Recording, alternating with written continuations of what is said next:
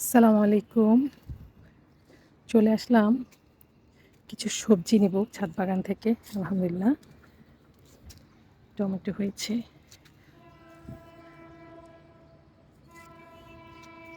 মূলা, কিছু বিসমিল্লাহ মানে দেখুন বিসমিল্লাহ।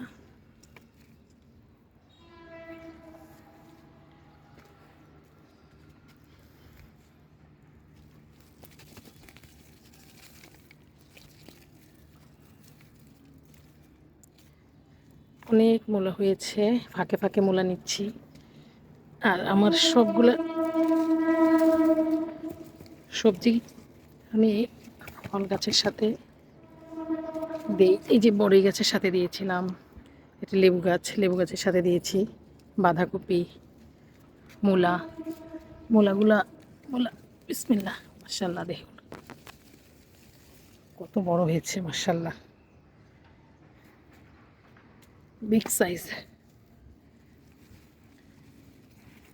সবজি সারা বছর বড় বড় ফল গাছের সাথে দিয়ে খাওয়া যায়, করা যায়। এগুলো ধুয়ে নিলে একদম সাদা ধবধবে হয়ে যাবে।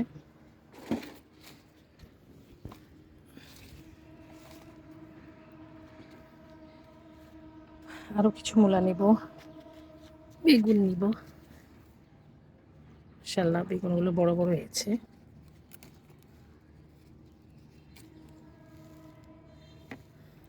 এটা ছোট, এটা থাক।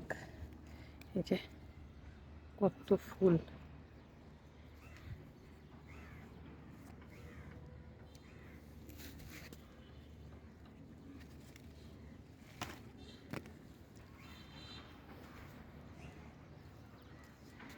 আমার সাদা, এটাকে ডিম বেগুন বলে, সাদা বেগুন। মাশাআল্লাহ, এটা আরও বড় হবে। কত ফুল আসছে। এই গাছে প্রচুর কাঁটা, অনেক কাঁটা এই গাছে।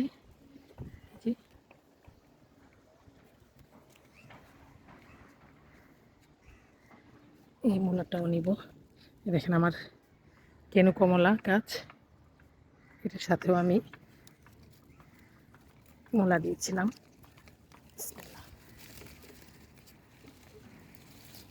অনেকে বলে বড় গাছের সাথে কিংবা অন্য গাছের সাথে, এক গাছের সাথে আরেক গাছ দিলে রস পায় না কিংবা বড় গাছের পুষ্টির অভাব হয়। এটা কোনো ব্যাপার না, দেওয়া যায়। এই যে পেঁপে গাছ, আমার পেঁপে গাছের সাথে কন্টিনিউয়াসলি আমি টুকটাক সবজি দিয়ে থাকি। বিসমিল্লাহ। মাশাআল্লাহ, কত বড় বড় সাইজ হয়েছে দেখেন।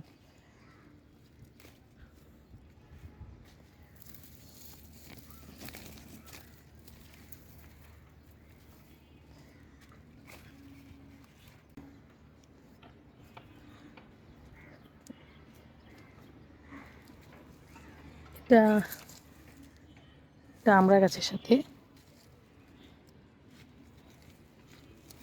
মাশাআল্লাহ, কি কোনো প্রবলেম হচ্ছে? ফলনে কোনো প্রবলেম হচ্ছে না। টুকটাক আমরা বড় বড় গাছের সাথে ছোটোখাটো একটু একটু একটু করে সবজি খেতেই পারি, যেহেতু আমার প্রচুর বড় গাছ। আমার ফল গাছে প্রায় 1-150 ফল গাছই আমার আছে। আমি এই যে ফল গাছের সাথে বাঁধাকপি দিয়েছি, এখানেও মূলা ছিল, মূলা, এখানে শালগম দিয়েছি। এই যে ফলনে কি কোনো প্রবলেম হচ্ছে বলেন? কারণ আমি সবজি যখনই তুলে নিয়ে যাই, আমার সামান্য কিছু সার মাটি দিয়ে দিই, দিয়ে আবার কিছু সবজি করি। যেমন ড্রাগন গাছের সাথে মূলা, করলা গাছ, এখান থেকে বেগুন। এগুলো ছোট ছোট বেগুন, এগুলো বড় হবে আরও। চলুন, এই যে মাশাআল্লাহ আমার সব সবজি ছড়িয়ে আছে, মূলা, বেগুন। ওই সাইড থেকে কিছু করলা আছে, করলা নেব।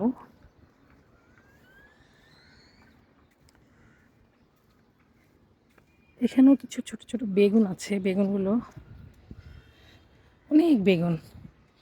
এই যে গাছটা দেখেন, শুধু এর আগেও দেখিয়েছিলাম, প্রচুর হয়, একসাথে অনেক ফলন হয় এই বেগুন গাছে। একদম আপনি ফাঁকে ফাঁকে তাকালে দেখবেন সব বেগুন আর বেগুন। এই যে দেখেছেন, মাশাআল্লাহ কি পরিমাণ, সামনে পিছনে এভরিওয়্যার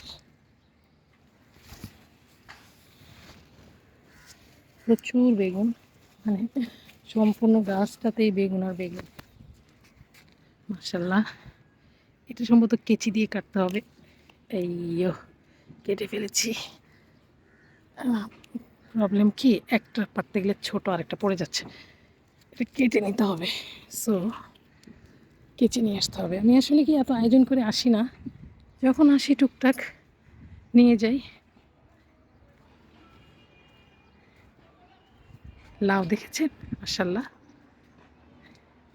অনেক বড় হয়ে গেছে। এই লাউ গাছ থেকে আরও লাউ নিয়েছিলাম তো এর আগেও, তো একদম কচি, থাক এটা আর একটু বড় হবে। সিমগুলো বড় বড় হচ্ছে, প্রচুর সিম আসছে, প্রচুর সিম।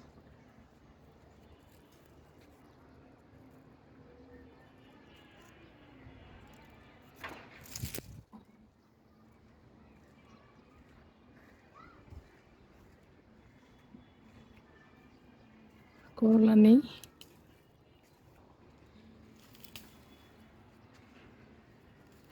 সবজি গাছ থাকলে এটার যে কত মাশাআল্লাহ ফায়দা।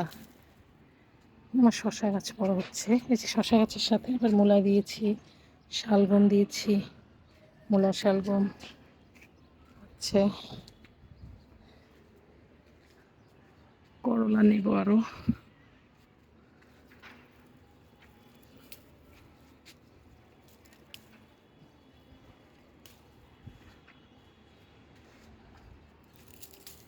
আসলে এই করলা গাছটারও হয়ে গেছে, কারণ অনেক মাশাআল্লাহ এটা প্রচুর ফলন দিয়েছে। তো যে কোনো গাছেরই একটা টাইমিং থাকে, সে একসময় ক্লান্ত হয়ে যায় ফ্রুটিং করতে করতে। তার মানুষের মতো আর কি, মানুষ এক সময় যেমন বুড়ো হয়ে যায়, গাছও ঠিক এরকমই বুড়ো হয়ে যায়। সো তারও তো প্রাণ আছে। এগুলো নতুন গাছ উঠতেছে, মানে পুরানোটাকে আমি কেটে সরিয়ে দিব, নতুনটা এর মধ্যে আলহামদুলিল্লাহ যথেষ্ট বেড়ে গেছে। নতুনটা তারপর ফ্রুটিং শুরু করবে, ছোট ছোট কলিও আসতেছে নতুনটার মধ্যে। যাক, ভিডিওটি যদি ভালো লেগে থাকে অবশ্যই লাইক কমেন্ট করে শেয়ার করে দিবেন। শেয়ার করে দিলে অন্যরাও ছাদ বাগান করতে আগ্রহী হবে। একজনের ছাদ বাগান দেখে আরেকজনে আগ্রহ পায় আলহামদুলিল্লাহ। এবং ছাদ বাগানে সবজি ফল খুব সহজে, বেশ কিছু সবজি এবং ফল গাছের কোনো যত্নই নেওয়া লাগে না, শুধু সুন্দর করে একবার বসাই দিতে পারলেই হয়েছে আলহামদুলিল্লাহ। তো ভিডিওটি শেয়ার করে অন্যদেরকেও উদ্বুদ্ধ করবেন ছাদ বাগান করার জন্য। আলহামদুলিল্লাহ, ছাদ বাগান করলে নিজের খাবারের চাহিদা, পুষ্টি চাহিদা যেমন পূরণ হয়, তেমনি আমাদের পরিবেশটাও অনেক সুন্দর হয়। আজকের মতো এখানেই বিদায় নিলাম। আল্লাহ হাফেজ।